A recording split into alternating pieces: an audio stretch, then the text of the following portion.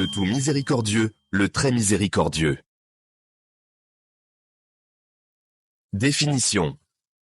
L'istikhara signifie le fait de demander que le bien nous soit facilité dans le fait de faire une chose, ou dans le fait de la délaisser.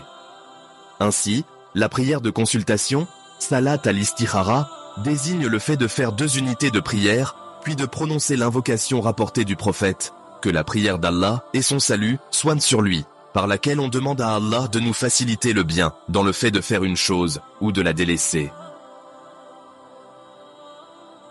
Le caractère légiféré de la prière de consultation, salat al-istikhara. Shir Bakr Abu Zayd a dit: les musulmans sont certes en consensus à propos du caractère légiféré de la prière de consultation, salat al-istikhara, et aucun d'eux n'a été d'avis qu'elle est obligatoire. L'importance de la prière de consultation, ou salat al-istikhara, ne peut être sous-estimée. Le prophète, que la prière d'Allah et son salut soient sur lui, accordait une importance toute particulière à l'apprentissage par ses compagnons de la prière de consultation, salat al-istikhara. D'après Jabir ibn Abdillah, qu'Allah les agrée lui et son père, le prophète, que la prière d'Allah et son salut soient sur lui, nous apprenait à faire l'istikhara dans chaque chose, comme il nous apprenait une sourate du Coran. Rapporté par Bukhari dans son Sahih numéro 1162. Shir Oseymine a dit: cela nous montre l'importance de l'istikhara.